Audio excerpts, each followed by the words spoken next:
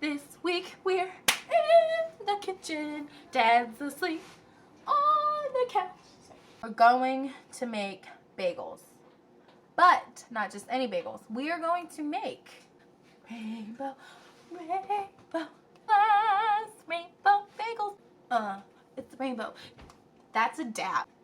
Rainbow bag glass. Okay, I think this is wet because I think I drooled on myself when I dapped. Ew. Is that a dap? Okay. Sugar. We're going to use Splenda. Flour. Is this all the flour we have? We'll make it work. Oil. Salt. My handy dandy measuring cup.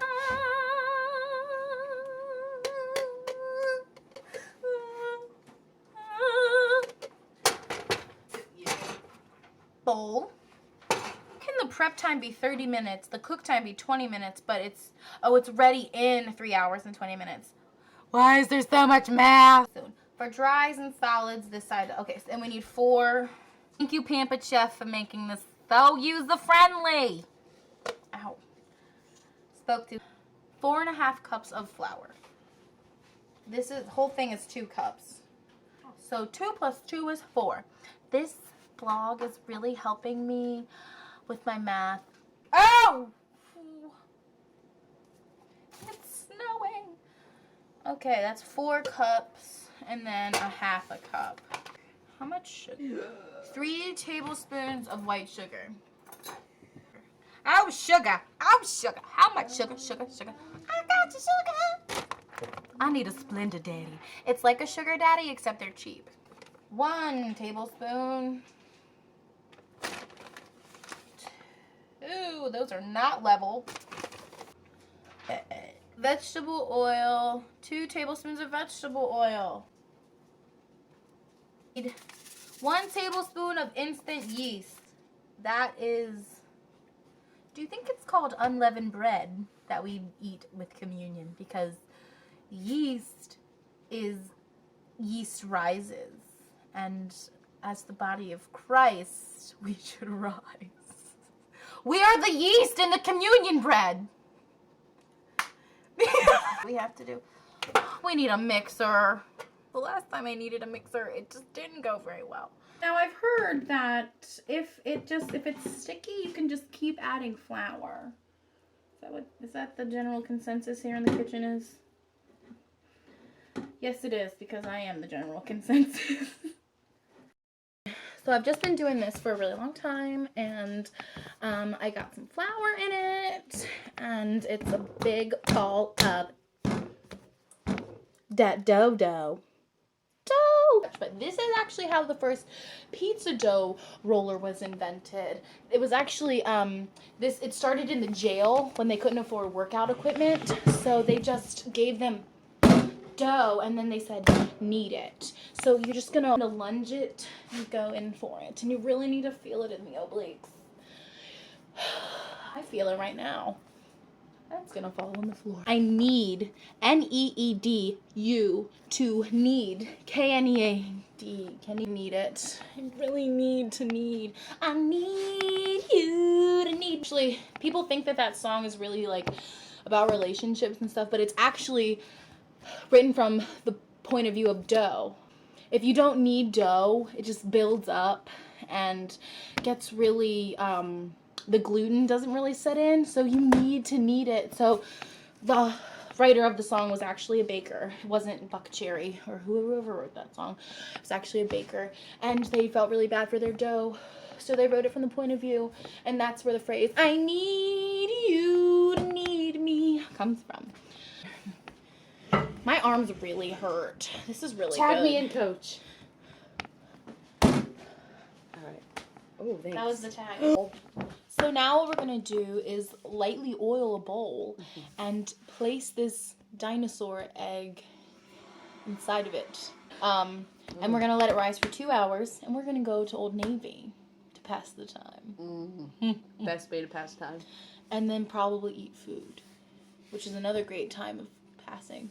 I pass a lot of gas stations on the way home when I should stop at them because I run out of gas a lot. All right. I'm back. So I went to Old Navy. I bought a curling wand.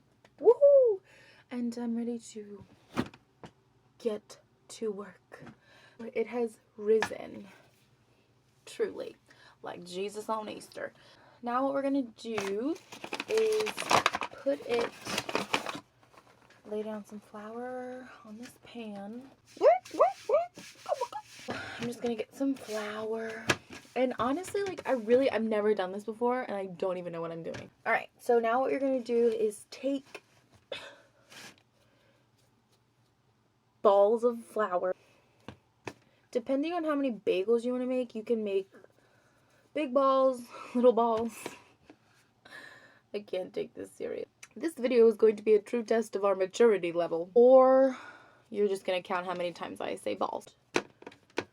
1, 2, 3, 4, 5. Again, my math skills. So impressive, right?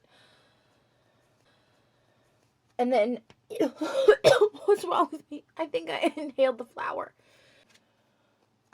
And then if you're like me and have OCD, you're going to spend a good 20 to 30 minutes trying to get the balls the same size. Alright, this is good. So you got your 6 balls. And now what you're going to do is take your food coloring and make a red. And I'm just going to drop it right on there. And apparently this is like a really hard step, so I'm actually going to take these off and set them aside. And dropping it on. And then working it in. This part is really hard. So, Godspeed. My hands are going to be wrongfully colored. I would suggest keeping the flour next to the pan. Because if not, that's gonna happen. And you're gonna wake everybody up in your house. Sorry, Dad. New technique I figured out. I'm on yellow now. If you just lay it down like that and then rub it in, give it a nice little massage, it really works pretty well. Okay, so now I'm gonna do the violet, the purple, and see how that works out. I put blue, a little bit of blue and some red. Ooh, it's spewing. Ooh. Oh, it looks good. So far. I mean, really, it can only go up from here. When the moon hits the sky like a big food sigh, that's a rainbow bagel. That's not how the song goes. I mean, I think people will get the point that it's supposed to be purple. I really wanted the purple to be good, though, because it's my mom's favorite color. Sorry, Mom. So I've got all the colors done, and they look pretty good. The only one I'm concerned about is this coagulated blood ball looking thing over here, but that's purple. So, it's supposed to be purple, but it's not.